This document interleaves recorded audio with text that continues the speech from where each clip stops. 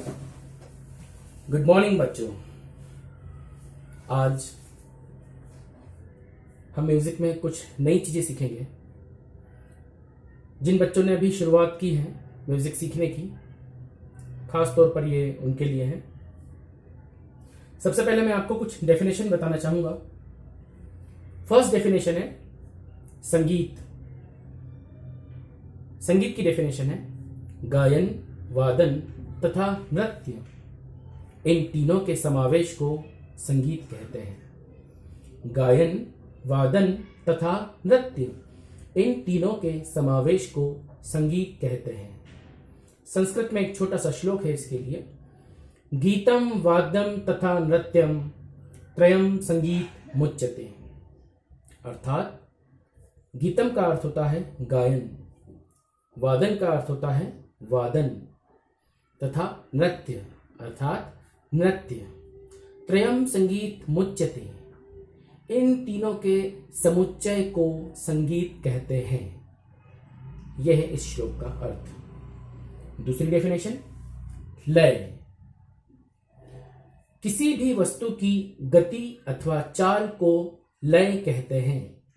किसी भी वस्तु की गति अथवा चाल को लय कहते हैं। लय तीन प्रकार की होती है। पहला विलंबित लय, दूसरा मध्य लय और तीसरा द्रुत लय। विलंबित लय का अर्थ होता है बहुत धीमी लय, बहुत ज्यादा धीमी लय, जिसमें एक मात्रा से दूसरी मात्रा तक पहुंचने में बहुत अधिक समय लगे, उसे विलंबित लय कहते हैं। दूसरी मध्य लय। विलंबित लय की दो गुनी लय को मध्य लय कहते हैं, अर्थात बीच की लय को भी मध्य लय कहते हैं। तीसरा द्रुत लय। मध्य लय की दो गुनी लय को द्रुत लय कहते हैं। इसके बाद लय जितनी भी तेज हो वह द्रुत लय ही कहलाएगी। मध्य लय के बाद लय जितनी भी तेज हो वह द्रुत लय ही कहलाएगी। नेक्स्ट डेफिनेशन आरोह। स्वरों के चढ़ते हुए क्रम को आरोह कहते हैं। स्वरों के चढ़ते हुए क्रम को आरोह कहते हैं। उदाहरण सा रे ग म प ध नि सा। इस तरह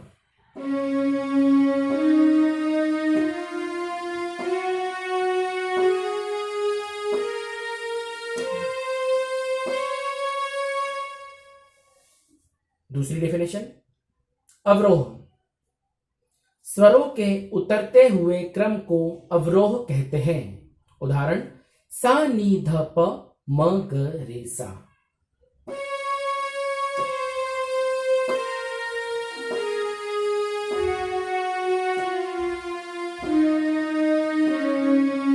एक बार फिर मैं आपको बताना चाहूंगा।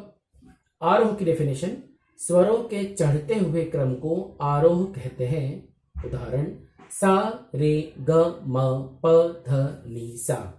अब आप देखेंगे स्वरों का चढ़ता हुआ क्रम कैसा होता है। सा रे ग म प ध नि सा। ये था स्वरों का चढ़ता हुआ क्रम आरोह। अब हम बताएंगे अवरोह। स्वरों के उतरते हुए क्रम को अवरोह कहते हैं। उदाहरण सा नी ध प म ग रे सा। कुछ इस तरह सा नी ध प म ग रे सा। अगली परिभाषा सप्तक। क्रमानुसार 7 मुख्य स्वरों के समूह को सप्तक कहते हैं। क्रमानुसार 7 मुख्य स्वरों के समूह को सप्तक कहते हैं। जैसे कि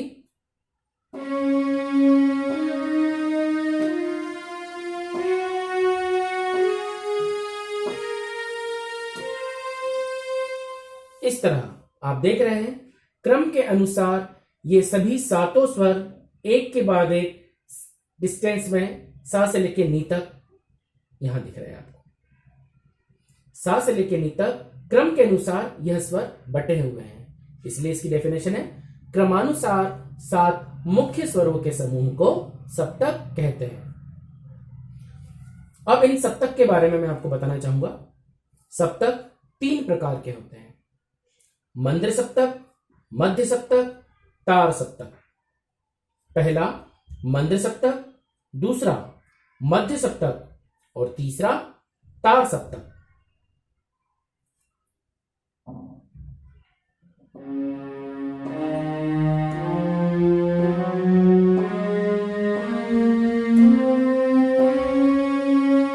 यह है मंद्र सप्तक। मंद्र सप्तक सा से लेके नी तक होता है। सा से लेकर नी तक यह है मंद्र सप्तक।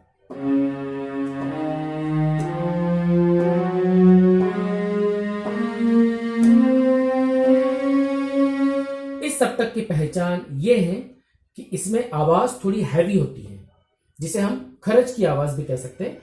तो जो खरज के स्वर होते हैं उन्हें हम मंद्र सप्तक कहते हैं। यह स्वर सा से लेकर नी तक होते हैं।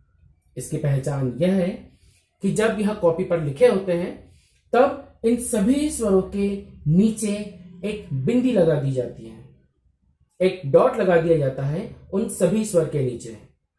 जैसे सा लिखा हुआ है तो सा के नीचे एक बिंदी लगी होगी, एक डॉट लगा होगा। उसकी पहचान यह है कि यह स्वर मंद्र सप्तक का स्वर है। अगला मध्य सप्तक। मध्य सप्तक अर्थात बीच का सप्तक। आप देख रहे हैं ये मंद्र सप्तक है, ये मध्य सप्तक और ये तार सप्तक। मध्य सप्तक बीच का सप्तक है क्योंकि मध्य सप्तक के इस तरफ मंद्र सप्तक है और मध्य सप्तक के आगे तार सप्तक है, इसलिए इसे हम बीच का सप्तक भी कह सकते हैं। मध्य सप्तक सा से लेके नी तक ये आपके सामने है।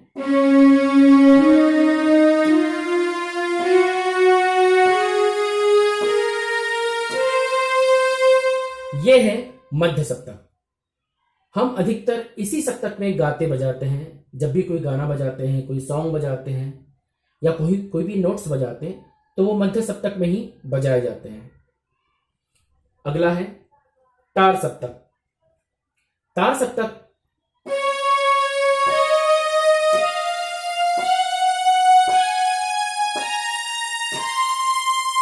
यह है तार सप्तक।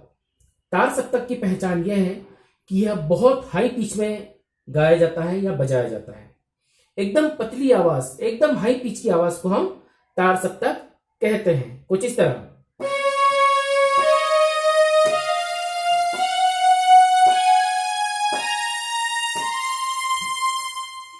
इस सप्तक की पहचान यह है कि जब कॉपी पर इसके नोटेशन लिखे होते हैं तो उसमें सा रे ग म प ध नी इन सभी स्वरों के ऊपर डॉट लगता है, ऊपर एक बिंदी लगाई जाती है, जिससे यह समझ में आता है कि यह तार सप्तक का स्वर है। मैं एक बार फिर से दोहरा देता हूं।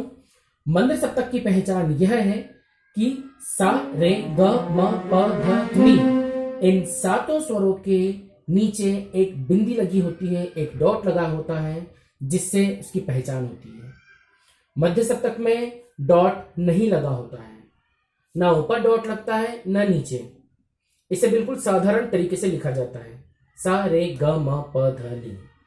अब तार सप्तक। तार सप्तक में सा रे ग म प ध नी इन सातों स्वरों के ऊपर एक बिंदु लगा लिया जाता है, एक डॉट लगा दिया जाता है, जिससे इसकी पहचान होती है कि यह तार सप्तक के स्वर है। ये तीनों ही सप्तक आप सभी को समझ में आ गए हैं, उम्मीद करता हूं। अब आप सोच रहे होंगे कि इन सप्तक के बीच में कुछ जो नोट्स छूटे हैं वो क्या है, तो मैं आपको इसके बारे में बताना चाहता हूं। लेकिन उसके पहले मैं आपको एक बात और बता दूं, सप्तक की डेफिनेशन। जैसा कि आपने देखा कि सात से लेकर सिर्फ नी तक काउंट किए हैं, वो इसलिए क्योंकि सप्तक सिर्फ 7 स्वरों का ही होता है। जैसा कि आपने डेफिनेशन में देखा, क्रमानुसार 7 मुख्य स्वरों के समूह को सप्तक कहते हैं, जो इस तरह है। तो जब हम बात सप्तक की करते हैं तो सा से लेके नी तक ही काउंटिंग की जाती है, सिर्फ 7 स्वरों की। बजाते समय हम नॉर्मली सारे गा मा पा धा नी सा, सा नी धा पा मा गा रे सा बजाते हैं, लेकिन आखिरी वाला सा वह अगले सप्तक का स्वर है। इसलिए जब हम 7 स्वरों की काउंटिंग करेंगे तो सिर्फ सा से लेके नी तक ही करेंगे। बजाने में इस स्वर की मदद लेके वहां से वापस आया जाता है, कुछ इस तरह।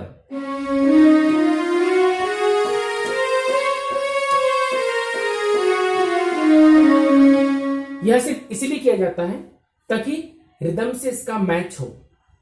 आपके स्वर और रिदम जब एक साथ चलते हैं तो वो दोनों आपस में तालमेल दोनों का बनना चाहिए, इसलिए इस स्वर का इस्तेमाल किया जाता है बजाते समय। अब मैं आपको इन सप्तक के बाकी स्वरों का परिचय देता हूं। जैसे कि ये मध्य सप्तक है, इस मध्य सप्तक में आपको बताता हूं, क्योंकि आपको यह सप्तक समझ में आ जाएगा तो आपको मध्य सप्तक और तार सप्तक समझने में बहुत आसानी होगी। सा और रे के बीच में जो आपको एक बटन दिख रहा है, व्हाइट वाला एक सफेद बटन दिख रहा है, यह है कोमल रे। सा और रे के बीच में यह सफेद बटन है कोमल रे। इसके बाद रे और ग के बीच में जो यह एक सफेद बटन दिख रहा है, यह है कोमल ग। आगे चलते हैं। म और प के बीच में यह सफेद बटन जो दिख रहा है, यह है म तीव्र। इसके बाद प और ध के बीच में यह सफेद बटन है कोमल ध। इसके बाद ध और नी के बीच में यह सफेद बटन है कोमल नी। इस तरह इसमें 5 बटन एक्स्ट्रा जो इस तरह है कोमल रे, कोमल ग, कोमल ध, कोमल नी और तीव्र म। फिर से बता देता हूं मैं आपको, कोमल रे, कोमल ग, कोमल ध, कोमल नी और तीव्र म। इन स्वरों का हम विकृत स्वर भी कह सकते हैं। आप जो सारे गा मा पा धा नी 7 स्वर जो बजा रहे थे हम पहले, वो सभी स्वर कहलाएंगे शुद्ध स्वर। सा, रे, ग, म, प, ध, नी, यह 7 स्वर शुद्ध स्वर है। इसके अलावा जो मैंने आपको स्वर बताए हैं वो है कोमल रे, कोमल ग, कोमल ध, कोमल नी और तीव्र म। इनकी पहचान यह है कि कोमल रे, कोमल ग, कोमल ध और कोमल नी, यह जब कॉपी में नोट्स लिखे होंगे तो इनके नीचे एक लाइन खींची होगी, जिसे रे, ग, ध, नी, यह 4 स्वर अगर कोमल है नोटेशन में तो उन सब के नीचे एक आड़ी रेखा खींची होगी। यह इन स्वरों की पहचान है, कोमल स्वरों की पहचान है ये। अब यह है म तीव्र। इसकी पहचान यह है कि जब म लिखा होगा नोटेशन में तो म के ऊपर एक खड़ी डंडी खींची होगी। जैसे ए की मात्रा होती है उसी तरह वो मात्रा तिरछी ना होकर सीधी लकीर खींची होगी, सीधी डंडी खींची होगी म के ऊपर। वो पहचान है तीव्र म की। इस तरह आपने देखा रे, ग, ध, नी कोमल, जिनके नीचे आड़ी रेखा खींची रहती है, और म तीव्र जिसके ऊपर एक खड़ी रेखा खींची होती है। यह है कोमल और तीव्र स्वर की पहचान। इसके अलावा सा से लेकर नी तक ये 7 स्वर बिल्कुल साधारण तरीके से लिखे जाते हैं। अब ये था मध्य सप्तक के बारे में इंट्रोडक्शन। आपने देखा ये मध्य सप्तक का परिचय था। बिल्कुल ऐसा ही मंद्र सप्तक में भी होता है। मंद्र सप्तक में भी बिल्कुल उसी तरह होगा जिस तरह मध्य सप्तक में स्वर थे, उसी तरह मंद्र सप्तक में भी रहेंगे और उसी तरह तार सप्तक में भी स्वर रहेंगे। मंद्र सप्तक में भी एक बात कॉमन रहेगी, रे ग ध नि कोमल म तीव्र, और सभी स्वर सा रे ग म प ध नि, ये 7 स्वर शुद्ध, रे ग ध नि कोमल और म तीव्र। बस इसमें एक फर्क है, इन सभी स्वरों के नीचे पॉइंट लगा दिया जाएगा। जब कॉपी में आप नोट्स लिखेंगे, इन सभी स्वरों के नीचे, क्योंकि ये मंद्र सप्तक के स्वर हैं, इसीलिए इन सभी स्वरों के नीचे एक बिंदी लगा दी जाएंगी। लिखते समय डॉट स्वरों के नीचे लगा दिया जाएगा, चाहे वो कोमल हो, चाहे वो तीव्र हो, चाहे वो शुद्ध स्वर हो, लेकिन वो मंद्र सप्तक का स्वर है, इसलिए कोमल होने के साथ साथ भी पॉइंट लगा दिया जाएगा। मंद्र सप्तक है, इसीलिए तीव्र म भी हो तब भी नीचे डॉट लगेगा। सेम कंडीशन तार सप्तक। तार सप्तक में भी सा रे ग म प ध नि, ये 7 स्वर शुद्ध हैं जो साधारण तरीके से लिखे जाएंगे। रे ग ध नि कोमल और म तीव्र है, तो कोमल स्वर के नीचे लाइन खींची जाती है आड़ी रेखा, और तीव्र म के ऊपर सीधी रंडी खींची जाती है खड़ी रेखा। इसके अलावा इन सभी स्वरों के ऊपर बिंदी लगाई जाएगी, यानी कि तार सप्तक के सभी स्वरों के ऊपर एक डॉट लगा दिया जाएगा, जिससे यह पहचान होगी कि यह तार सप्तक के स्वर है। मैं उम्मीद करता हूं कि आपको मंद्र सप्तक, मध्य सप्तक और तार सप्तक यह बहुत ही आसानी से आपको समझ में आ गए होंगे। अब मैं आपको और इसके बारे में बताना चाहूंगा। आप देख रहे हैं इस कीबोर्ड में 3 सप्तक के बारे में मैंने आपको बता दिया, लेकिन इसके अलावा एक सप्तक यहां भी दिया है और एक सप्तक यहां भी दिया है। इस तरह हम जब टोटल काउंटिंग करेंगे तो इसमें 61 कीज आपको देखने को मिलेगी। 61 यानी 61 बटन इस कीबोर्ड में है। आप देख सकते हैं,